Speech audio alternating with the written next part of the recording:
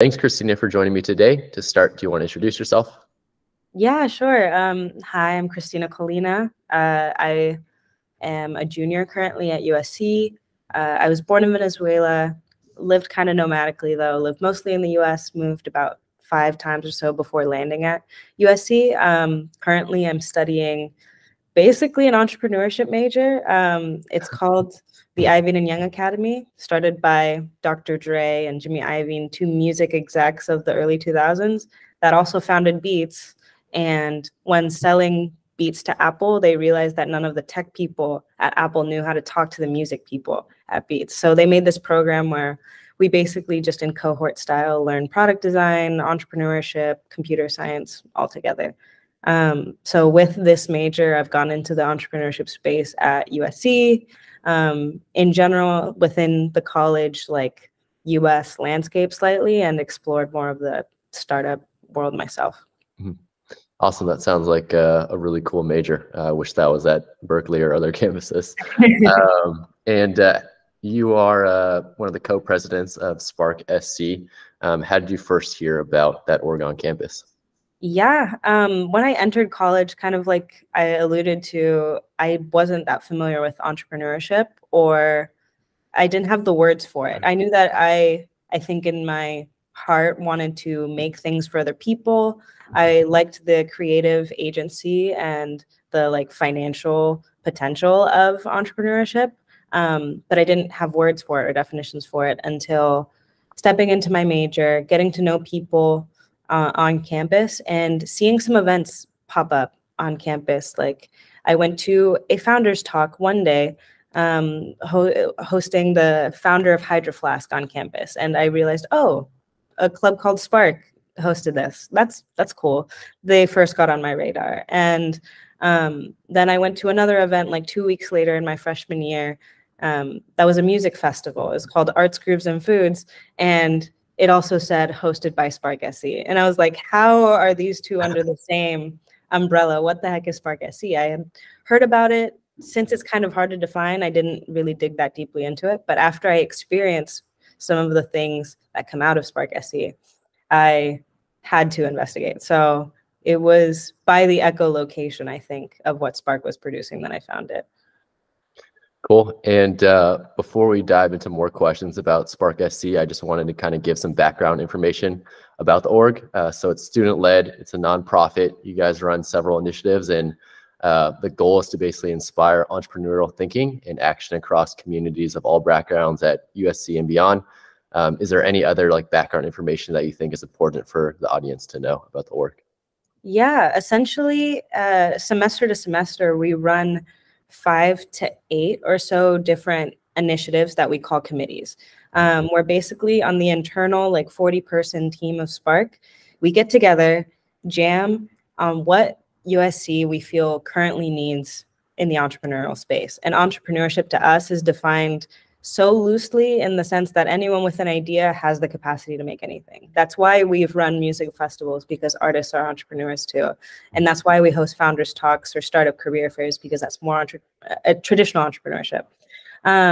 But so yeah, internally we're structured in this like committee sort of format that allows us to act as an ecosystem for all of these different events and programs to happen within one semester. And they change semester to semester, and we recruit people every semester to try to come up with those ideas with us and build together. But once you're in Spark for life. So we still have like a lot of dedicated alumni that have graduated USC since that we're still connected with. Awesome. And are these initiatives that you guys are putting on open to like any USC student that wants to participate, or do you have to like apply to these things, or how does that work? Yeah, unlike a lot of the other entrepreneurship orgs, either on this campus or that might be seen elsewhere, where you come in and all of the work that you do is for your internal community, Spark's structure is all for the purpose of the rest of our college's benefit. We gain a lot of learning and a lot of experience just from running everything and having our internal community. But every single program and every single event we run is open for anyone in the USC community to participate in. Like this semester, we're running a pitch competition of 1,000 pitches where we're asking literally anyone on campus to submit an idea to try to enter this pitch competition. So without a team, you don't need anything formal. So we're trying to make the concept of business, tech, entrepreneurship, design more accessible for people on campus. Cool. And it sounds like you guys create these initiatives based on need, but it also sounds like some of these events or these initiatives happen like each semester. I guess, can you talk about like maybe which ones are sort of like mainstays in your rotation that you guys always run each semester versus ones that you are experimenting with and potentially could swap out or change in the future? Yeah, a lot of our foundational, like since the beginning, committees that pop in every now and then, our startup career fair, where we host a big fair on campus, sometimes partnering with some of the business schools here, to bring in 40 plus to like 100 startups for students to recruit for, in a more authentic connection-based setting than just a typical career fair with bigger corporate styled companies. Also the pitch competition I just mentioned, 1KP we call it, where we bring in 1,000 pitches. That's also sort of a mainstay. SparkXM is a podcast we host that's ebbed and flowed throughout the years. And then Project Launch, which is a mentorship program that we host at a local high school in South Central LA to sort of teach entrepreneurship and nurture kids throughout the experience. So we have a mixture of our baseline idea for committees being either support for existing entrepreneurs and providing platforms for them, amplifying the ideas of people who think they might be interested in entrepreneurship but need better tools or better access into the industry, or just the third being directly introducing people to the idea of entrepreneurship for the first time. Whether that's people like artists who may not understand that they can also be an entrepreneur, or people just learning about tech for the first time. So yeah, with that being said, a lot of the newer projects that we run over the past years have swayed a bit more creative. Our roots were really deep in tech in the beginning, and a lot of our committees were rooted in either VC, startup, or sort of computer science umbrellas. And recently, some of our newest ideas have been Operation Exhibition, which was an arts forum and exhibition that we hosted for physical painters and artists on campus to help provide them funding. And this semester, we're also doing a music festival called Arts, Grooves, and Foods that hasn't been run in a very long time. So I think part of our mission to expand what entrepreneurship means for people post-COVID has meant making it more accessible for a wider variety of creative people as well. Cool. And how do you measure success for these initiatives? Is it really just based on like student interest and how many people attend each initiative, or what are other factors that you're considering when you're doing these things? Yeah, totally. At a high level, we strive for impact, but that's a very big word. What does that mean?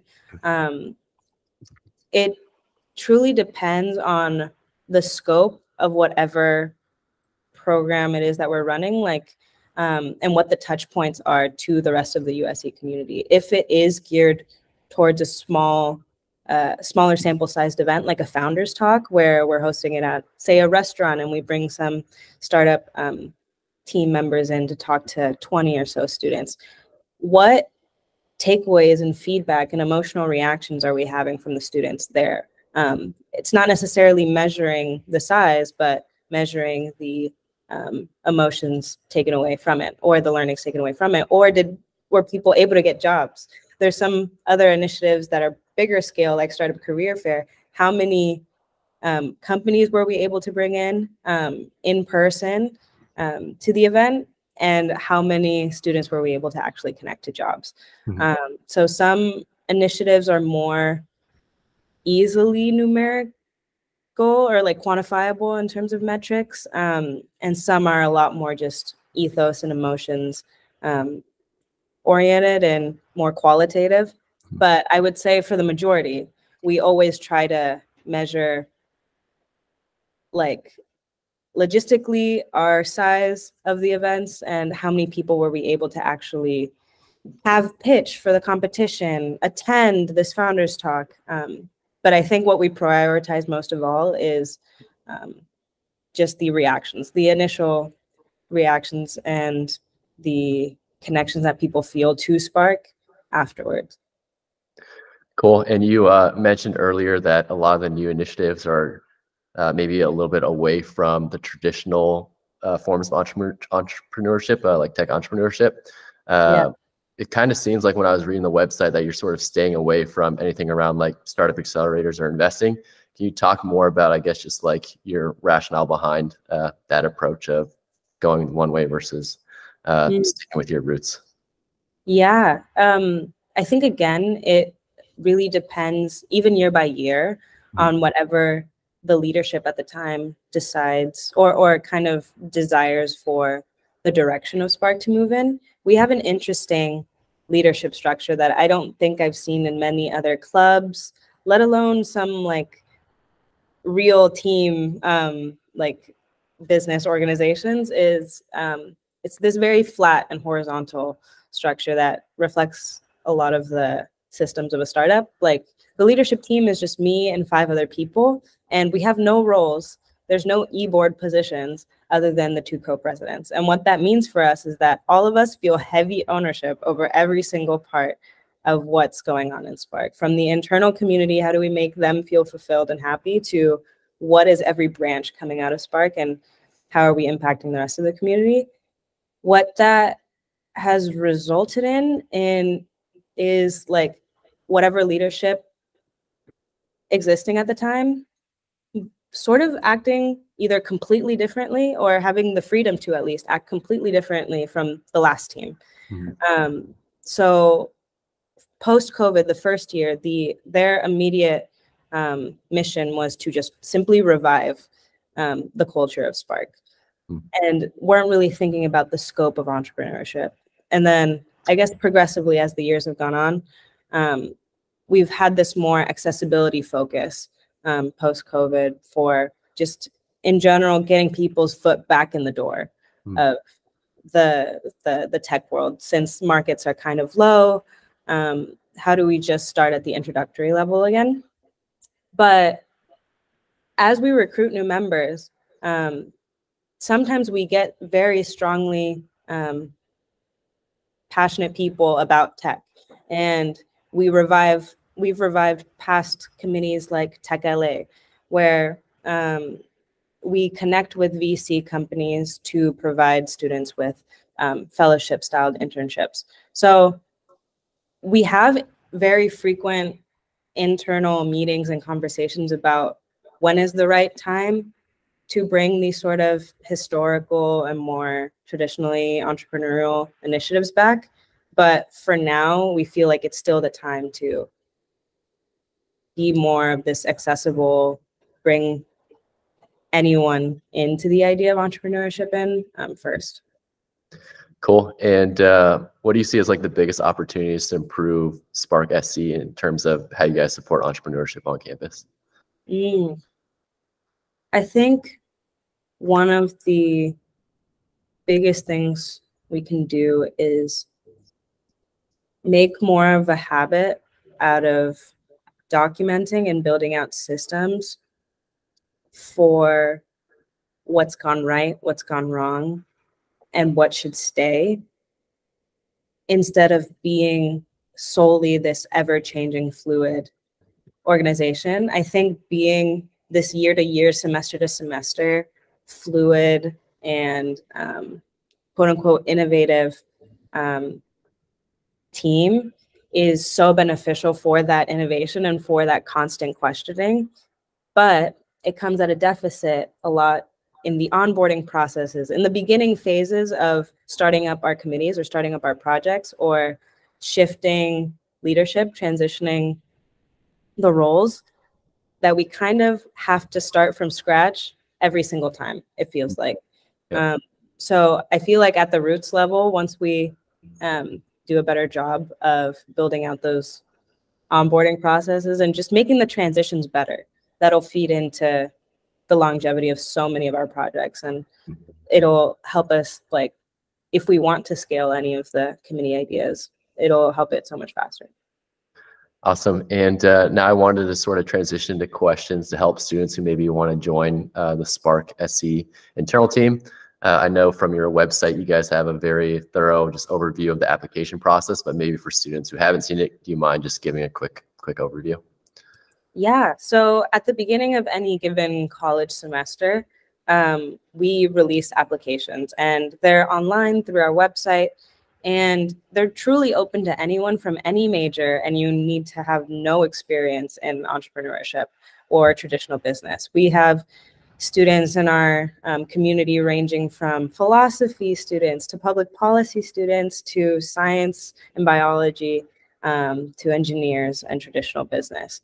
I think throughout the entirety of the application process, the strongest things we value are your passion and drive. What things are you the most passionate about in your life that you've already done, but also in exploring in the future? How curious and open-minded are you about learning new things and expanding outside of your own bubble? And how much do you align with our mission in spreading entrepreneurship? Because at the end of the day, even though we are this like ecosystem of building projects for everyone else on campus, we are a community of like-minded or like-hearted and diversely minded people. Like-hearted in the sense that we share the same curiosity and the same value to expand entrepreneurship, but we're all completely different in our interests, and that's what makes it so exciting. So I think going into the application process of Spark, knowing that you don't need to have a specific persona type at all, and the best thing you can do is to not try to sound like anybody else or try to sound like what you think Spark might want you to sound like, you have the best shot possible. Yeah. Makes sense. And what's like the time commitment for students who join this org? Is this like 5 hours a week, or how much time are people spending? For your first semester, it's a pretty strong time commitment.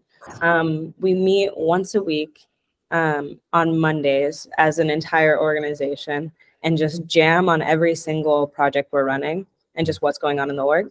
And then in your first semester, you get to choose which two of the committees we're currently running you want to be a part of and you want to help build for that semester. So that can look like anywhere from 2 to 4 or 3 Spark meetings per week. And that's on top of school. That's on top of maybe other Spark activities we're running just for our internal community throughout the semester. But we don't say anything is mandatory. We don't force anything upon anyone. It's less of a huge like time commitment and more of a huge like emotional investment because you're just going to want to do everything. So knowing that it might stretch your bandwidth a little bit, but you might feel the most fulfilled you've ever been because of it. That's awesome. And I saw on your website that you guys work with sponsors. Are you guys accepting new sponsors, and how do you guys work with sponsors?